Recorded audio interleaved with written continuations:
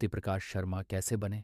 कांति कृष्ण शरण भारत भूमि में श्री लाडली जू की कृपा से ब्रजमंडल में ब्राह्मण परिवार में जन्म मिला।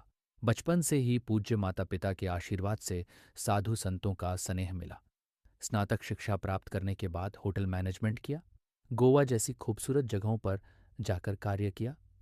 कार्य में दक्षता प्राप्त करने के बाद विदेश यात्रा की और वहां पर भी अच्छा कार्य करते हुए सनातन धर्म से जुड़े रहे। फिर वृंदावन आए, फिर से कार्य के लिए विदेश गए।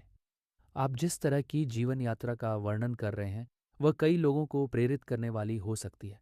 जहां एक व्यक्ति होटल इंडस्ट्री जैसे व्यावसायिक क्षेत्र में काम करने के बाद अध्यात्म की ओर मुड़ता है, वृंदावन जैसे पवित्र स्थान में रहकर श्रीमद् भागवत महापुराण का गहन अध्ययन करता है और फिर उसी ज्ञान को भारत तथा विदेशों में जाकर लोगों तक पहुंचाता है।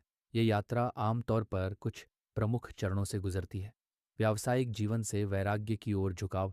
होटल इंडस्ट्री में काम करते हुए व्यक्ति अक्सर बाहरी सफलता तो पाता है, लेकिन भीतर एक खालीपन या गहरे अर्थ की तलाश भी महसूस कर सकता है। यही खोज उसे अध्यात्म की ओर ले जाती है।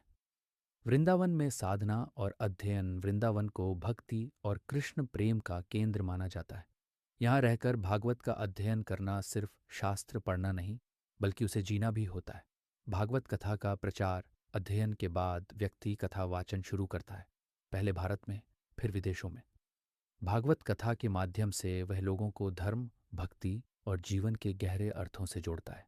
वैश्विक स्तर पर आध्यात्मिक संदेश। आजकल कई कथावाचक विदेशों में भी कथा करते हैं, जहां भारतीय समुदाय के साथ साथ अन्य लोग भी भारतीय संस्कृति और अध्यात्म में रुचि लेते हैं। 18 साल तक होटल इंडस्ट्री की तेज रफ्तार दुनिया में काम करते हुए उन्होंने देश विदेश की चकाचौंध देखी। हर दिन नए लोगों से मिलना, नई जगहों पर काम करना। जिंदगी मानो एक दौड़ बन गई थी। सफलता भी मिली, अनुभव भी, लेकिन भीतर कहीं एक खालीपन बना रहा। 40 वर्ष की उम्र में उन्होंने एक ऐसा निर्णय लिया जो उनकी पूरी जिंदगी बदल देने वाला था। उन्होंने इस भागदौड़ से थोड़ा विराम लिया और अध्यात्म की ओर रुख किया। इसी खोज ने उन्हें वृंदावन पहुंचा दिया, जहां उन्होंने श्रीमद्भागवत का गहराई से अध्ययन किया। ये केवल पढ़ाई नहीं थी, बल्कि आत्मा से जुड़ने का एक अनुभव था। धीरे धीरे जो ज्ञान उन्होंने पाया उसे दूसरों तक पहुंचाने की प्रेरणा जगी। भारत के विभिन्न स्थानों पर उन्होंने भागवत कथा सुनानी शुरू की।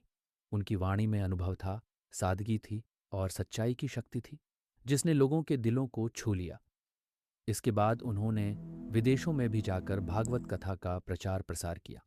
अलग अलग संस्कृतियों और भाषाओं के बीच उन्होंने आध्यात्मिकता का एक ऐसा सेतु बनाया जो लोगों को भीतर से जोड़ता गया। आज उनकी कहानी यह सिखाती है कि जीवन में कभी भी नई दिशा चुनने में देर नहीं होती। सच्ची शांति और संतोष बाहरी उपलब्धियों में नहीं, बल्कि भीतर की यात्रा में छिपा होता है। अगर इरादा मजबूत हो तो इंसान खुद भी बदल सकता है और दुनिया को भी बदलने की प्रेरणा दे सकता है।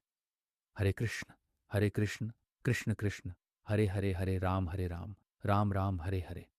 The art of happiness, balance life. आओ मिलकर हाथ बढ़ाई, अंधविश्वास को दूर भगाए।